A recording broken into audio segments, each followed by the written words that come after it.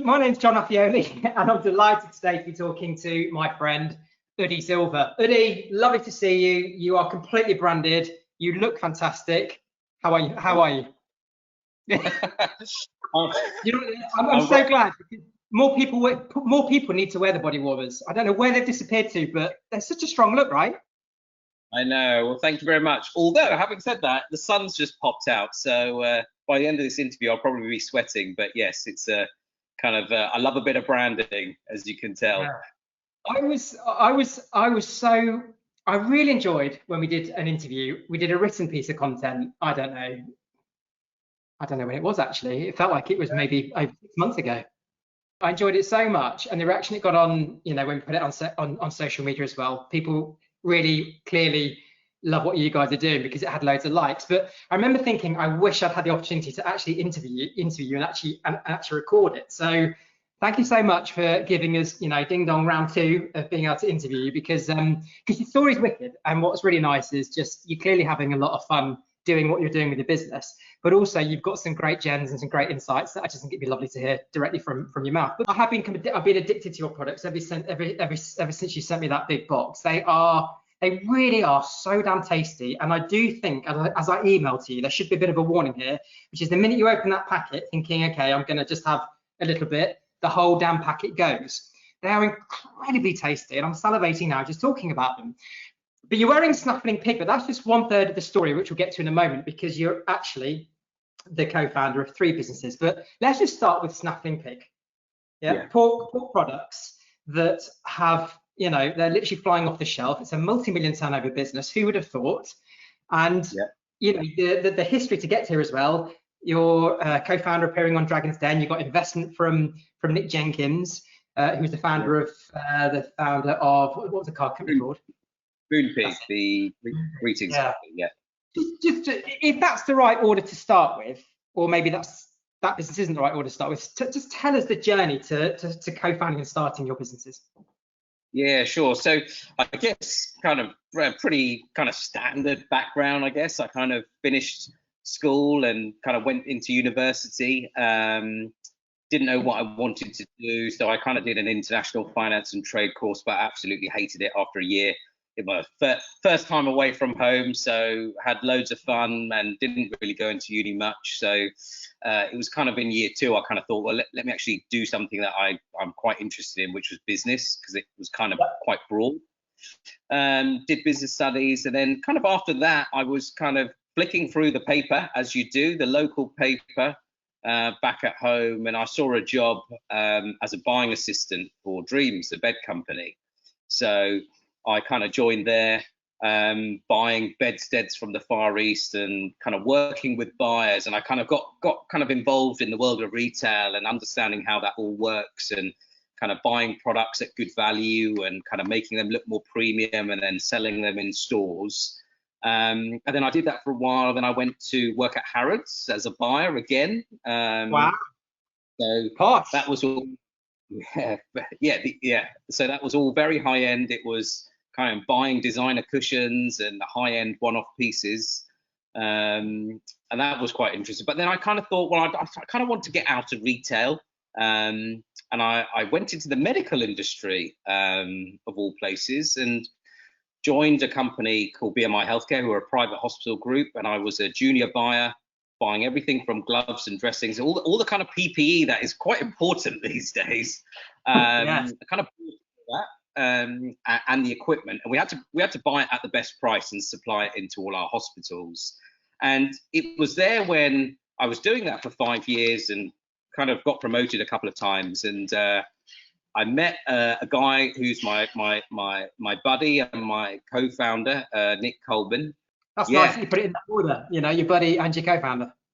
Yeah, it was kind of, it's funny, we actually became buddies after becoming business partners, whereas most people kind of are friends and then become business partners. Probably the right way to do it. And we basically, we both had the same kind of aspirations. We were both running a department with several buyers, and we kind of were egging each other on to kind of outdo each other whilst we were working together.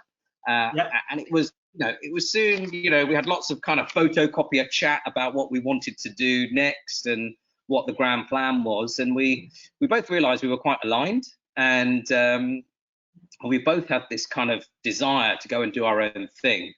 But the challenge was we didn't know what we wanted to do, so we kind of looked at what everyone does when they want to start a business. They look at what's doing well, or what are the trends, and the trends were Subway was coming into the UK, and Subway franchises were popping up everywhere. We kind of thought, let's go buy a Subway franchise.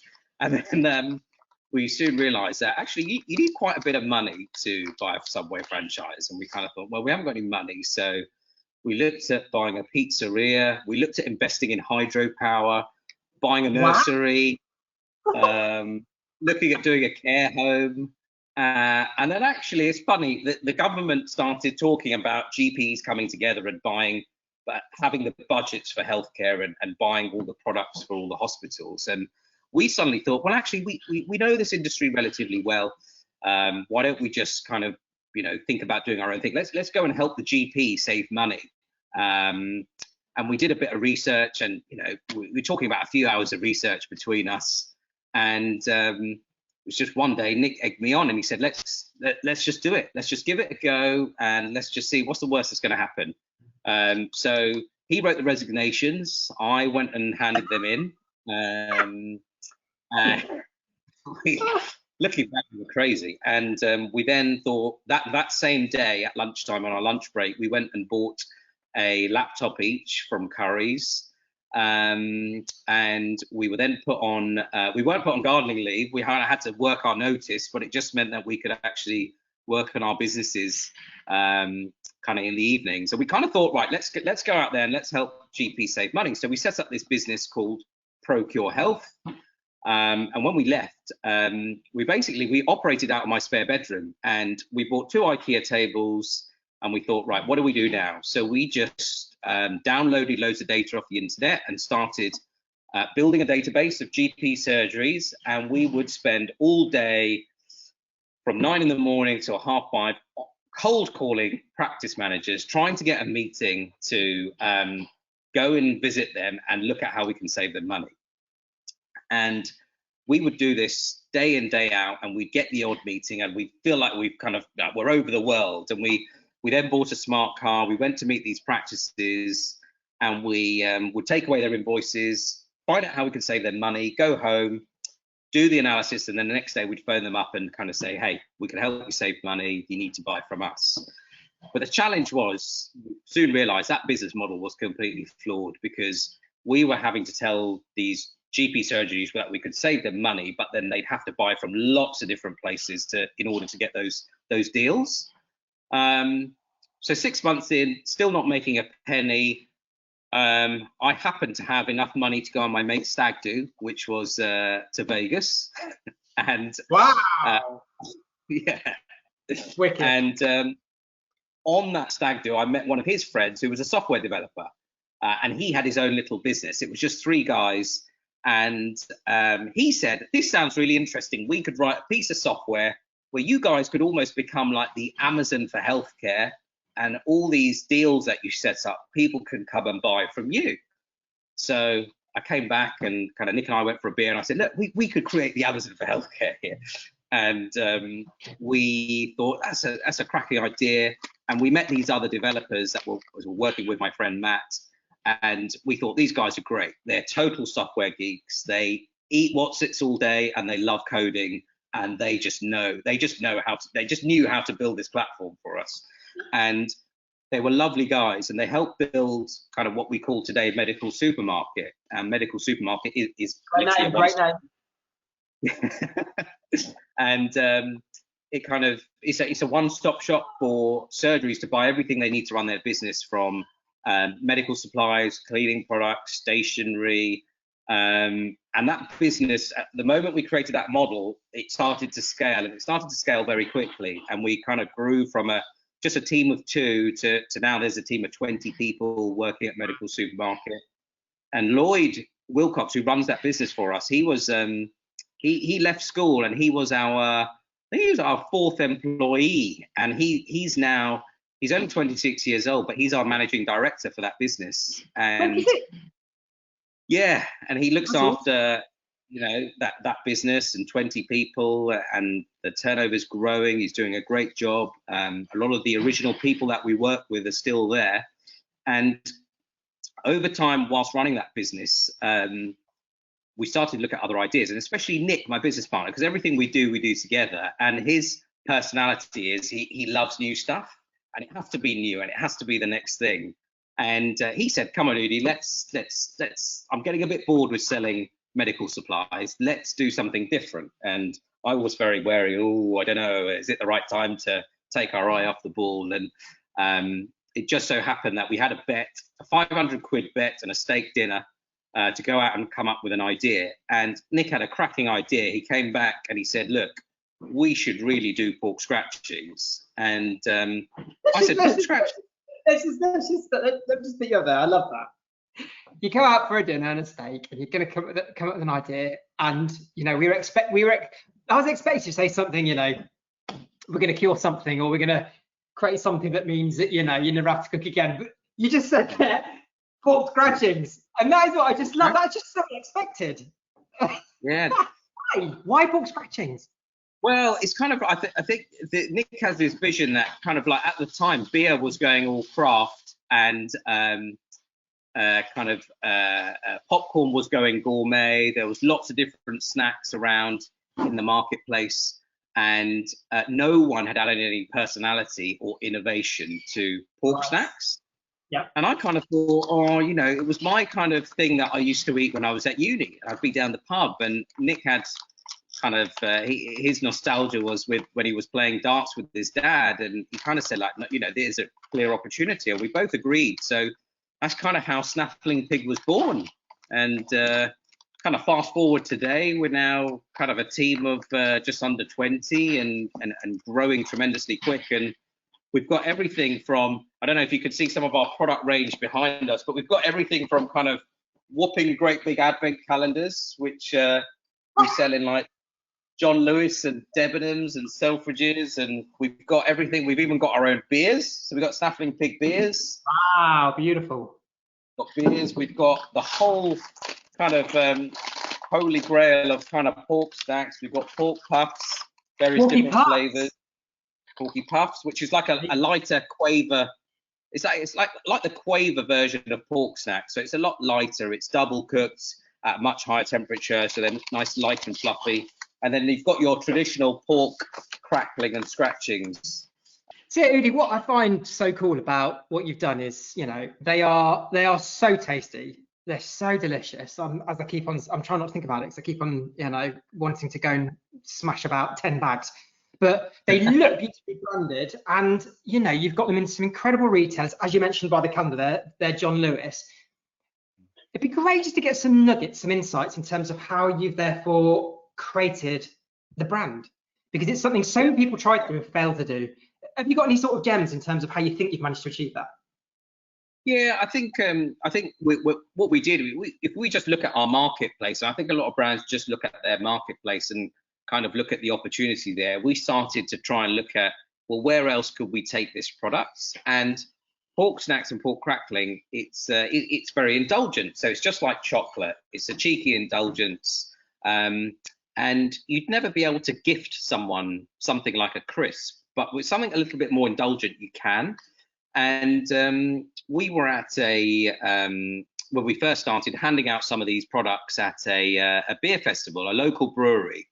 And we were handing them out in pink and white stripy bags, and there's nothing more perfect than a combination of kind of beer and pork snacks. And someone actually mentioned that you should actually put these in a jar, and they'll sell really well. And people are putting popcorn in jars, and you know, you could then suddenly turn it into a gift. And we thought, what a great idea! So we went down to a hardware store, bought some jars, and started selling them and put them online.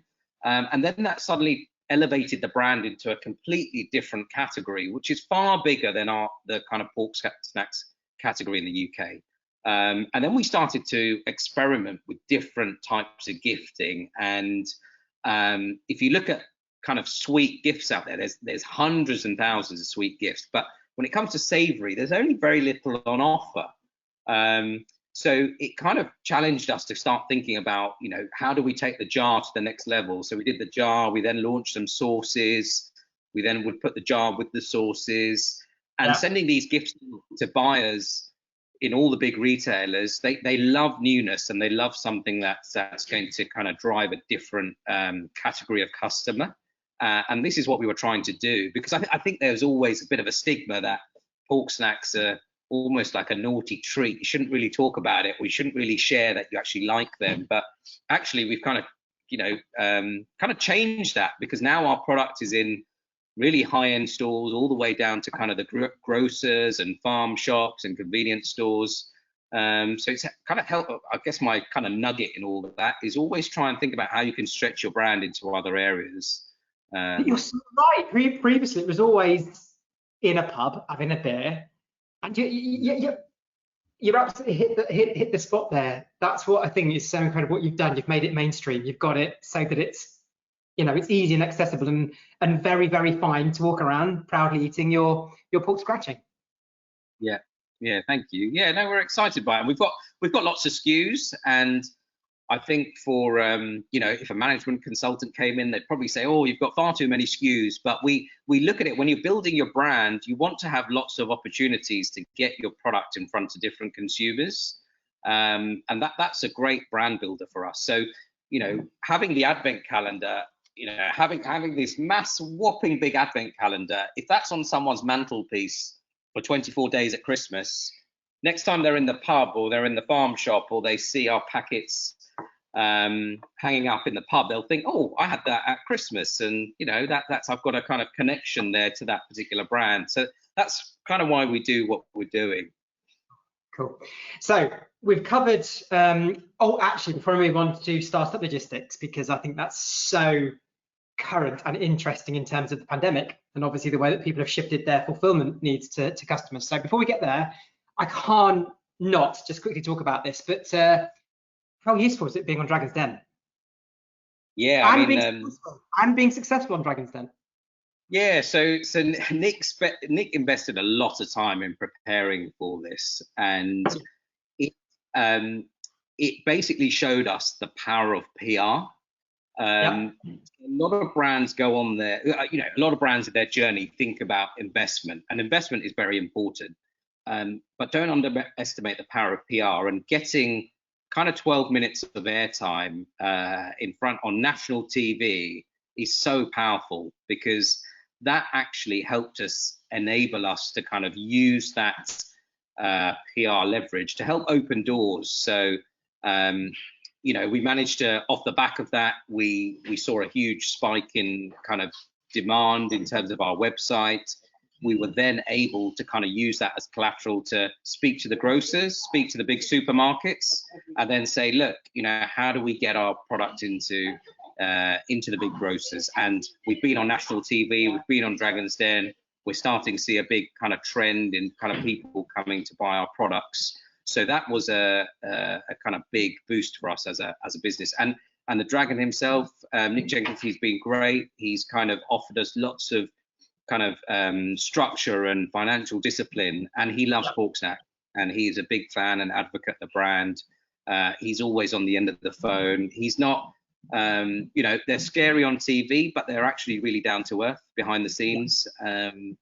And we've had a lot of perks out of it. We've managed to take our team down to his estate, and we've had a bit of fun, and he's entertained us. It's been great, and it's been really nice for the kind of team behind Snaffling Pig. So big shout out to Nick then. Sounds like he's the top guy and he's doing some amazing things for you guys. Yeah.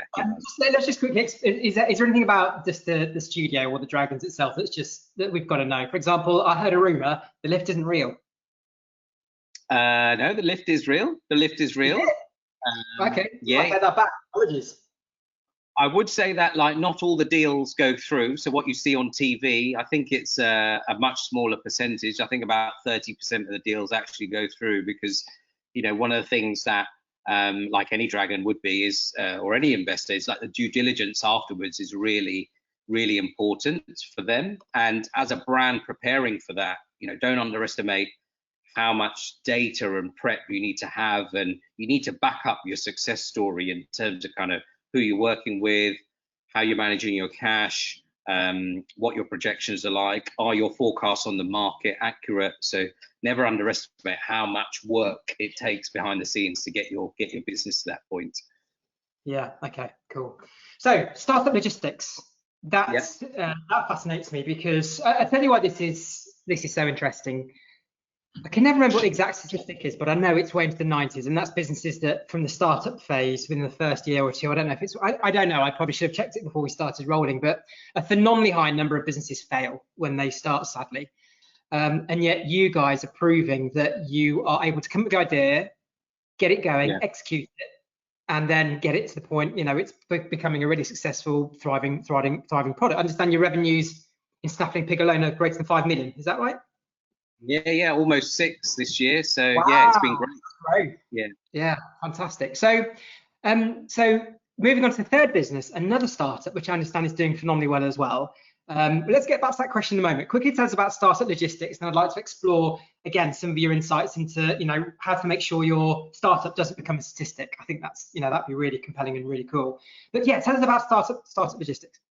Yeah, so startup logistics was born at the start of the pandemic, John. So we lost our on-trade business at Snaffling Pig. All the pubs turned off, all the wholesale channels turned off. All we had left was grocery, which is the supermarkets. But all the supermarkets, they were prioritizing all the lorries for loo roll and pasta. So we had a challenge getting our pork snacks into the stores. So the only channel that was available for us, and gifting was kind of non-existent because everyone was worried about the pandemic. So we channeled all of our resources into online and investing in Google ads, investing in Facebook, and our own Shopify. And we network with a lot of other food and drink brands, and our kind of network, we share a lot of stories, and a few brands approached us and said, look, we don't have a D2C operation, which is a direct to consumer operation. Would you guys be happy to hold some of our stock, and would you be happy to send it out on our behalf? And at the time we were optimizing our warehouse, and we had just invested in a lot of money in a new kind of warehouse management system. And it was quite good timing, actually. We took on 3 brands who are still with us today. Double Dutch Tonics, Tenzing, and Dr. Will Sauces, and they started. Yeah, Dr. Will Sauces. Yeah, so we look after all of their kind of direct to consumer, and these brands, all we were doing is we were fulfilling their orders. So their orders were coming into us, and we were helping them pick, pack, and ship them in the format they wanted us to, and sending it out. So we were kind of doing it as a favor. But then off the success of that, they then told a few other brands, those brands told other brands, and we haven't even been operating startup logistics for a year yet. I think it's a year in May, and we're up to 65 brands now, fulfilling all of their. It started as those 3, and you've grown it to 65. Yeah. Less than a year. And less than a year, and we had to get a new warehouse. So we've got another warehouse over in Aylesbury, and we're looking at taking on another warehouse. And that model's kind of evolved massively. We now do Amazon for a lot of the brands. We look after their Amazon category. We've got we're using our expertise at Snaffling Pig and helping those brands. So we do things like personalization. So where we at Snaffling Pig, you can personalize a bottle of beer or a jar with someone's name, or mum or dad or love you.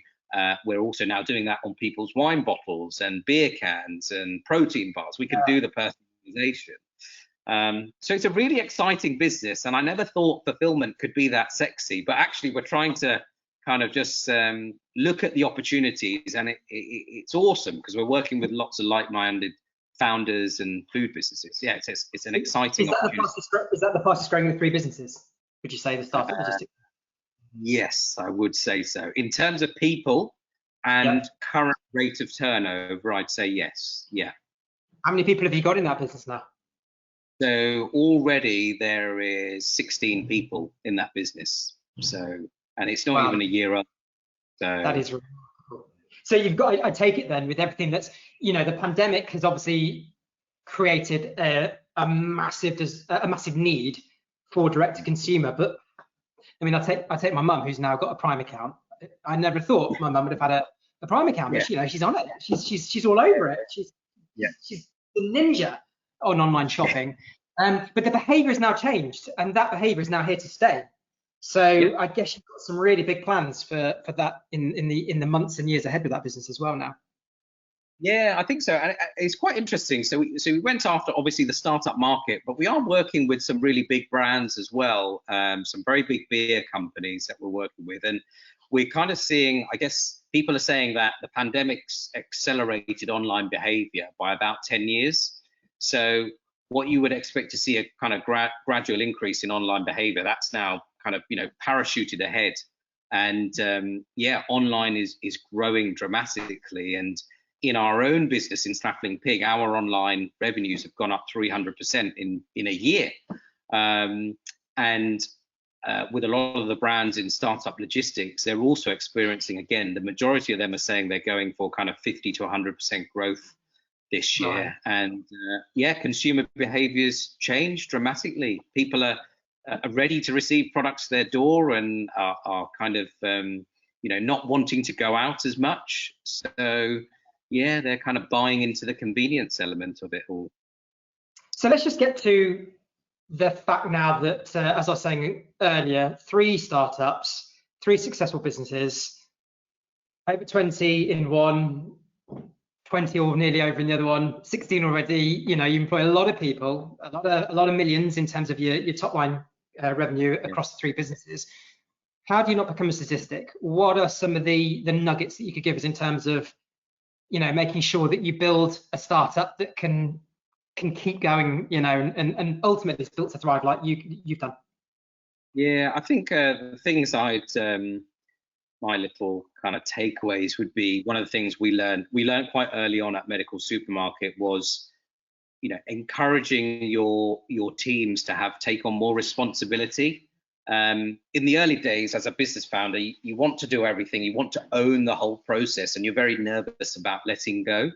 And one of the things that I think we soon realized was there were certain members in the team that were really stepping up and wanting to take on more and wanting to have that responsibility. And one of the hard initial learnings was letting go. But actually letting go, what's the worst that could happen? People want to adapt. Everyone wants to come to work to do a good job, right? So you should give people the opportunity to kind of take the reins and kind of make it their own destiny. And we're very fortunate. Medical Supermarket is an example of that. We've got a 26-year-old who's running that business. Nick and I have nothing to do with it day to day, and we're very fortunate that he's driving that forward. We meet up once a month, we talk about how it's all going, and we help him with a bit of structure and planning, and then he's off and he's gone, and he's loving it, and everyone around him is very motivated by that. And even with kind of Snaffling Pig, we've got people that joined us as kind of helping on the customer service side of the business, who are now running the entire on-trade side of the business and looking after all our wholesalers. And the opportunities, kind of, I think it's very important to allow people to create their own destiny within your business. Yes, it's really important. So for all those control freaks out there, it would appear your advice is don't, have faith in the people that you brought into the business, and as quickly as you can. Is it a case of as quick as you can step out of that day-to-day running side, so that you can, as you said, support on the big picture stuff, the strategy, and then let them have fun doing it? You said fun a lot there. Yeah, I definitely think that it takes a bit of time to build up a bit of trust, but you also have to learn to kind of be able to pick up the pieces if it doesn't work. And there are absolutely instances where it doesn't work, but that's one of the things as a founder and entrepreneur you have to kind of get quite hot on, is giving people the opportunity, and then if it doesn't work out, finding using their skill set in another part of the business and getting someone else to kind of take on that role is really important. And looking at kind of opportunities and executing things really quickly. We talk about this thing, Nick and I, minimal viable products, and some brands and founders spend ages trying to work out bringing to market the product, and it has to be picture perfect. Whereas we're very much, let's get it to a position where we can buy a very limited amount. Let's try it, see how it goes. If it works, let's then invest more money into it. If it doesn't, let's kind of rework and try it again. So, you know, it's like we do an apple and crackle gift set, which is a jar of Snaffling Pig, salted crackling, and an apple sauce. And we kind of thought when we were talking to our colleagues about let's do an apple sauce, everyone thought, oh, you know, we've got to give it some thought. It's got to taste like this. It's got to look like this. And we kind of thought, no, let's find a reputable company. Let's get them to make it. Let's buy 20 and let's stick our Snaffling Pig logo on it. Let's put it into a more premium looking pack with our jar. And yeah, we started selling it. And now we're buying thousands of jars of apple sauce a year. I think it's one of my important learnings is, you know, if you're 80% of the way there, just get it out there. It's like medical supermarket. Our software developers were like, oh, the system's not quite ready to go live yet. And I remember that being around our developer's house, sitting around his dining table, and he was like, oh, I want to do a bit more testing. And Nick and I just saying, nah, look, what's the worst that's going to happen? Let's just put it live tonight. Let's work through all the little technical gremlins as and when they arise, and let's just push it out there. And we're very driven by this kind of, if we're almost there, get it out there and worry about it later. You know, that's the second time I've heard that this week, which is, it was the question to someone was, what's your biggest piece of advice? And theirs was, don't overthink it. Don't overthink it, just get on with it. The biggest hindrance to actually achieving is overthinking, and then all of a sudden, if you overthink all the issues, the challenges, and that might just stop you actually doing the bloody thing you wanted to do in the first place. Just start it. So it seems like you really subscribe to that way of thinking, which is good to hear that. Common theme, yeah. Now, can I just circle back to the beginning? And you know, you got 3 kids, and you've got 3 businesses, and I'm looking from the article, you started with 3 newspaper rounds. I don't know why I'm picking out the 3s here, but it just seems a bit of artistic life you've done there, which is quite clever. I don't know, but anyway, you've obviously got a fantastic work ethic. You've got a lot going on in your life, a lot of plates to fill. What's your advice for being able to do everything you want to do personally and professionally? Yeah, that's a really good point, and a lot of people kind of question how crazy Nick and I are, and why are we not focusing on one thing? And you know, I think there's a lot to be said for people that focus on just kind of one thing. And I think I am a better family person if I am kind of fulfilling all my needs through work as well. It enables me to be a better dad at home. And it's interesting, I don't really have that many hobbies. My hobbies are my work. I really enjoy it. And I think if you're really enjoying what you're doing, it doesn't feel like work. And it means when I am at home, I can really try and switch off. And when I'm around my kids, I'm very conscious that they want my time. They know I'm very busy. They know there's lots going on. So I'm very conscious of finding that balance. It is hard. It is very, very hard. But getting the kind of kids to be part of that also is quite important. So, you know, we're launching chorizo into every single Tesco's in a few weeks, and getting my kids to review it and making it as part of their kind of, you know, a little bit of an experiment at home was great fun. So they can actually understand and see what daddy does at work, and they can be part of it. So it is a challenge, though. Anyone who goes into the world of running your own business or entrepreneurship, it is a hard balance. And people say that, you know, is there such thing as work-life balance? I'd say in my world, no, there isn't. There is no balance. You just you have to put your all into it. And if you're enjoying it, you'll find a way through it. And, you know, getting outside for 20 minutes just now for me before this call was great, because it was a bit of a reset, refresh, and then back on it again. What you've done really well is bringing your work back home, but you've managed to, in a fun way, integrate it into making sure your kids know about it, and they can have fun as well, because it's such a big fun thing that you do, and your hobby. That for me is a really good learning point, which is don't be shy about bringing work home. Just do it in the right way and make it so that it's a fun and it helps everybody get what they want out of life, right?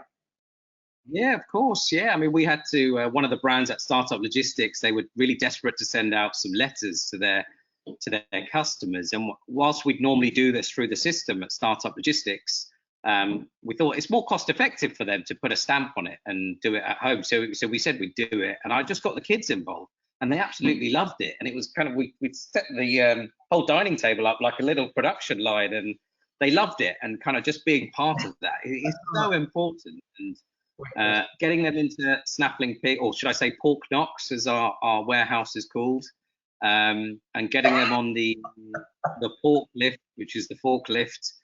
They love that, and it's so memorable for them as well. So yeah, it's very important. So finally, I want to come to your values, and I'm talking about your business values, because we can't avoid that written in your office are, I'm guessing, the cornerstone values. So we've got written on your window, we've got do great things. It's the second one, have fun. Have some fun. Have some fun, and I think most importantly is don't be a dick. There are a lot of dicks in the world, sadly, and they can bring us all down in the process. So, you know, in terms of that as a value, it's obviously very important but how do you enforce that? Do you just call people out if they're acting like a dick? You say that you're acting like a dick, stop it. Tell me about that. Yeah, having great values is really important, and I think a lot of businesses out there. I mean, I've worked in the corporate world before, and you know you get a very convoluted messages and very long sentences that you'll never be able to remember them all. And Nick and I have the same kind of views, that you need to keep things really simple. And these are values that we just believe in, just generally in life. And we've instilled that in our entire business by having it beamed up in our wall, but also over in the warehouse, and also on the forklift trucks and the baler. It's kind of everywhere, so everyone kind of buys into what the values are. And then whenever we're doing we're talking about successful projects or things we're working on, or if there is a mishap and someone has done something fundamentally wrong in the business, we use the value. Said, don't be a dick. You've been a dick. We've all been dicks before, and we've got to work out, what went wrong, how do we improve, and kind of move on. So yeah, having values that are kind of plastered all over your business that everyone believes in is so important. That's why it's kind of there. I think it's a great value. A short while ago I did something and it just hit, my wife said, you're being a dick, and it's straight in your, if someone says that to you, it stops you straight in your path, and you're like, yeah, you're right, okay, I need to stop being that. Has it reduced the level of dickish behaviour in your organisation? Yeah, dramatically. I mean, don't get me wrong. I still make mistakes, and I know I put my hand up when I've done something wrong, and take myself back to those values and think, oh, do you know what? I have messed up there. I need to sort that out and get back to doing great things and having fun. So yeah, we all do it. We all do absolutely do it. So. Yeah, I think the fun is brilliant. As you said, you're lucky to be able to do a job that means you have the your work is your hobby, and it seems to me that the more people that you can empower to feel that they have real ownership of the job they're doing and have as much fun doing it as possible, creates just a great environment, right? So the values clearly are working for you then. Yeah, absolutely. Yeah. So I think I lied. I said I think that's the final question. We're friends. If you wouldn't mind, just one more question. Yeah. I didn't give you any warning that this was coming up, so I'm going to talk slowly so you've got a bit of time to think about it.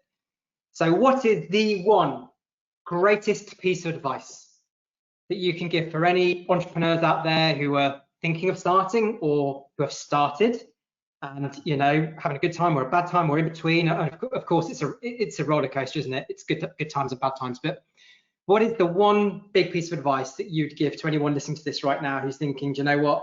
This guy looks like he's loving life, he's having fun, it's his hobby. What could I learn from these experience to make my life as fun with my baby? One piece of advice. That's a tricky one, John, but it's kind of all goes down to me, it's don't procrastinate. Yeah. I think that it's hard, and we're living in this world with the pandemic, and it's not easy. But I think there's a lot of people out there that will sit and fester and think about things too much. And it goes back to what we were talking about earlier on, is don't worry too much, because what is the worst that's going to happen? I mean, who'd have thought we'd ever see a pandemic in our generation?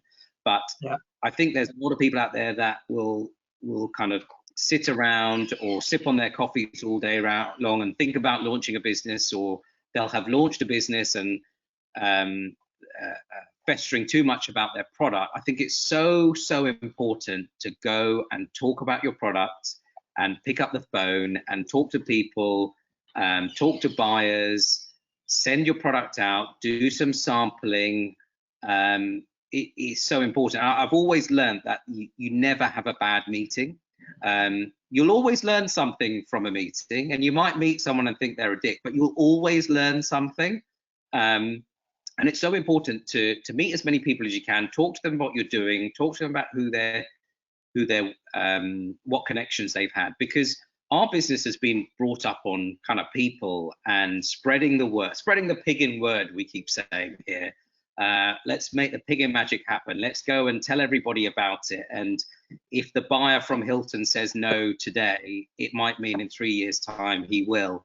But you just have to keep going out there and spreading the word, because one of the things we see at Startup Logistics is a huge wave of people kind of setting up brands, setting up products, and I am very conscious that they need to get out there and talk about their products, because in the world of kind of challenger food brands, it is relatively easy to launch something new with a slightly different USP, but you will fall at the waistlines unless you go out and tell people about it. So shout about your product, talk about your personal journey, use new forums like TikTok or LinkedIn or whatever to talk about what you're doing, even if it's from a kind of personal level, to show what you're doing today and try and relate everything back to your product. It's so important. And sorry, I just got to pick up on you mentioned the phone there, and actually said it back in the beginning that learning how to pick up the phone and do a call was a really big part of your learning, learning your trade. I always think in the entrepreneurial world, the word hustle is very acceptable, because you have to hustle to get your product out there. Yeah. I find a million reasons why not pick up the phone. Yeah. Just did it just naturally come to you, or is it just it's just something you've made yourself do? You pick up the phone and you talk to somebody. I'm just interested in that, because it's such a great skill to have. I mean, in the early days, I absolutely hate it, and I still hate it now. But really? It's wow. You kind of have to live by your sword, or you die by your sword. So it was very much with medical supermarket. If we didn't pick up the phone, if we didn't spend 9 hours a day phoning around to try and get a meeting with one customer, then we have no income. We have no income, and there is no forecast on having any income, or having nice things, or having a bit of comfort, or being able to sleep well at night knowing that your bills are paid for, and all of that. So it was very much that kind of drive to keep picking up the phone, to finding a new customer. That's what kind of drives you, and that's what you kind of have to have the fear inside you to yep. do that. And getting other people to do it on your behalf is tough, but you have to set the standard with them. So when we built up our on-trade team, it's very much you have to sell to pubs over the phone, because pubs are very people-orientated people, and they like talking and they like having a bit of banter. And it was one of the things that we found when we started working with the pubs. We could win a big pub group like Green King, but it meant we had to phone every site to make sure they know about Snaffling Pig, and they're going to listen to what head office say they should do.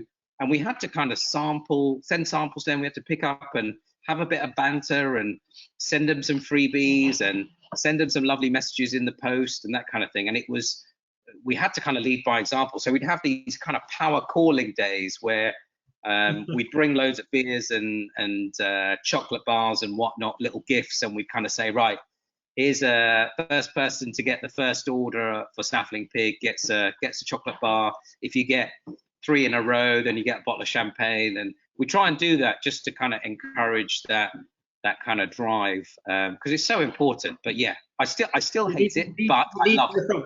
You lead from the front. Yes. You're in there as well. Yeah, good advice. Love that. Listen, I've taken up enough of your time. Udhi, you're a lovely guy, and it's so nice when you meet really lovely people to be able to, just be happy for all the great things that you're doing. So, proud of you guys. It sounds like you're just having the best time of your life. Is there going to be, you know, child number 4, baby number 4 with the business? Or are you going to stick at 3 for a bit? 3. Sorry, I mean that in the business sense.